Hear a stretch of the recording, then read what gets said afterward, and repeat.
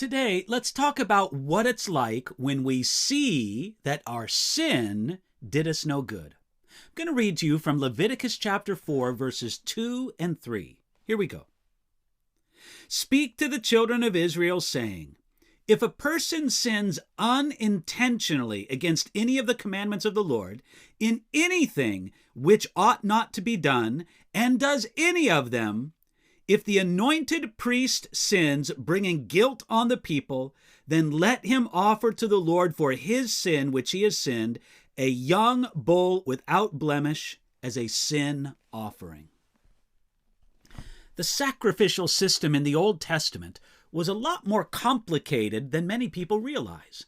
When you dig a little bit into the first several chapters of the book of Leviticus, you see that God established different sacrifices for different reasons.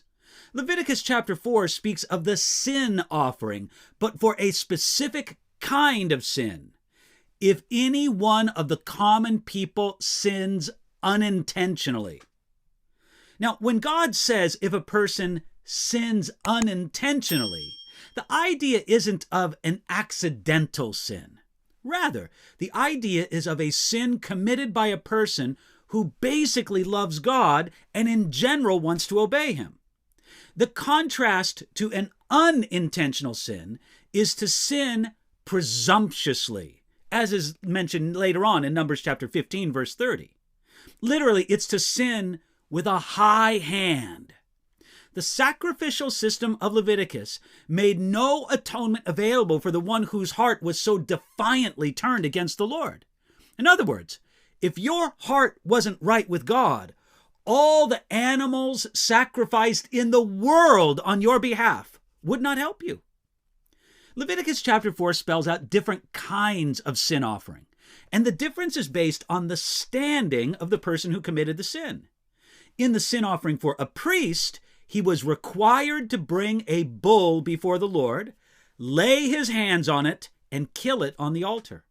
Then the blood of the sacrifice was sprinkled on the veil in the tabernacle of meeting, to the altar of incense, to the altar of sacrifice outside the tabernacle.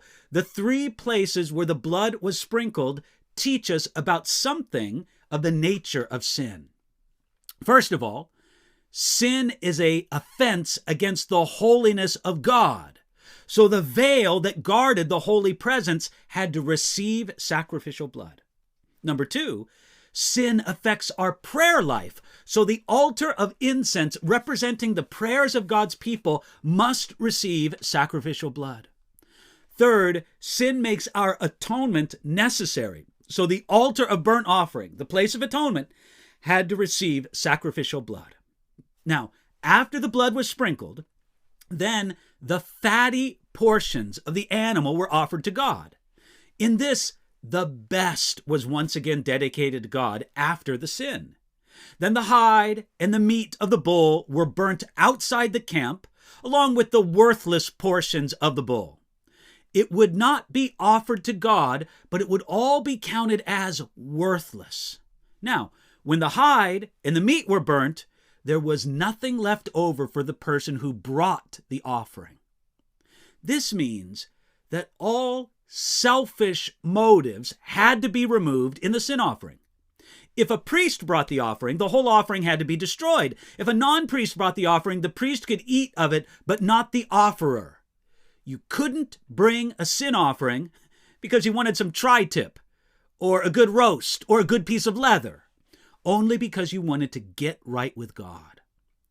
Sometimes certain benefits, let's say, seem to come of our sin.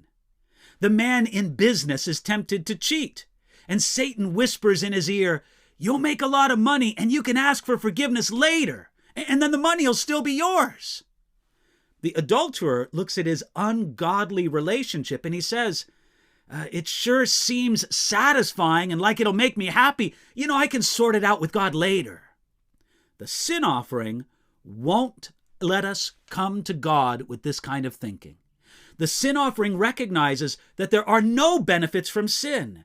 The valuable hide and flesh of the bull would have to be burnt outside the camp, good to no one.